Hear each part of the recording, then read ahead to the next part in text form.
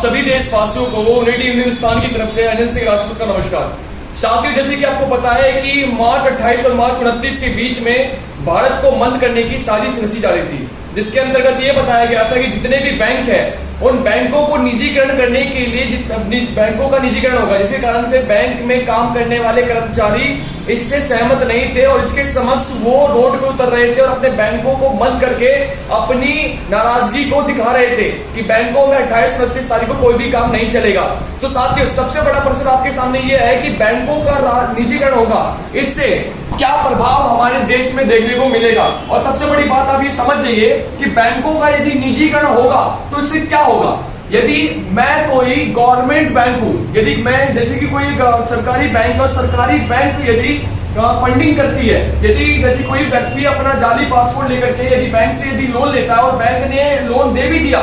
लेकिन क्या पता वो व्यक्ति सही भी है सही नहीं है, लेकिन बैंक ने उसको लोन दे दिया है और क्या पता वो व्यक्ति उस लोन को लेकर के और बाहर भाग जाए। और अक्सर देखने को मिलता भी है कि कुछ ऐसे व्यक्ति अपने जाली चीजों को मना करके बैंकों से बड़ी बड़ी रकम लेते हैं, उसके बाद वो बाहर विदेशों में भाग जाते हैं और फिर भी बाद में भारतीय सरकार इनको पकड़ नहीं पाती है। तो इसी के चक्कर में केंद्र सरकार ने एक प्रस्तावना पास की है कि निजीकरण वाली व्यवस्था भारत में लागू होनी चाहिए, बैंकों का निजीकरण होना चाहिए। और आपको पता है निजीकरण होगा तो क्या प्रभाव पड़ेगा। साथियों, अभी जैसे कि आपको पता है कि आईसीआईसी बैंक और यस बैंक जैसे बड़े बड़े बैंकों ने भी बड़े बड़े बैंकों में भी कई घोटाला देखने को मिला है। कई सारे लोगों ने यहाँ पे कई सारे पैसे यहाँ पे लिए हैं और पैसे लेके फरार भी देखने को मिले हैं। लेकिन साथियों, असली बात यह है यदि बैंकों का निजीकरण प्राइवेट सेक्टरों में होता है तो जनता पे प्रभाव देखने को उतना ही मिलेगा जितना गवर्नमेंट इसमें देखने को मिलता है। और दूसरी बात यह है यदि और सबसे बड़ी बात तो यह है कि यदि आप किसी गवर्नमेंट यदि बैंकों में जाते हैं तो कर्मचारी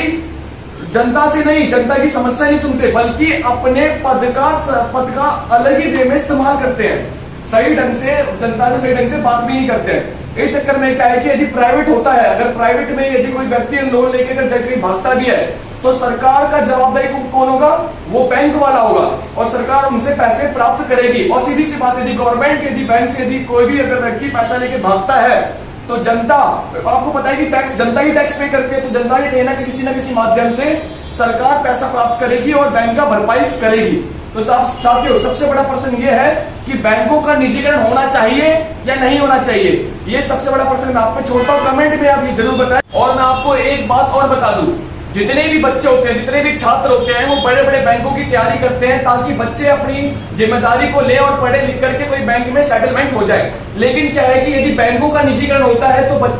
बच्चों के लिए बहुत ही घातक सिद्ध हो सकता है। जो बच्चे अपनी पढ़ाई बैंकों के लिए अगर उन्हें समर्पण कर दिया, बैंकों के लिए पढ़ाई करते हैं, लेकिन बाद में कुछ कामयाबी नहीं आने वाली क्योंकि बैंकों का उधर निजीकरण हो जाएगा। जो सरकारी जॉब नहीं होगी, अधिकतर हमारे देश के युवा सरकारी जॉब पाना चाहते हैं, कुछ युवा बैंक में जॉब चाहते हैं तो कुछ कोई किसी और क्षेत्र में चाहते हैं, लेकिन सरकारी होना चाहिए। अगर सरकारी अगर निजीकरण में चल जाएगा तो किसके अंडर में काम करेंगे, किसी प्राइवेट सेक्टर के अंदर में काम करेंगे। और साथ ही दूसरी बात यह भी है कि यदि केंद्र सरकार द्वारा यदि निजीकरण वाली व्यवस्था लाती है तो इससे क्या है कि भरपाई, मैंने आपको कहा ना कि घुमा फिरा के टैक्स कौन पे करता है, हमारी देश की जनता, और हमारी जेब से ही पैसे निकाले जाएंगे। और कोई भी बैंक यदि कोई भी बैंक है, चाहे वो प्राइवेट हो चाहे गवर्नमेंट हो, यदि घोटाला करता है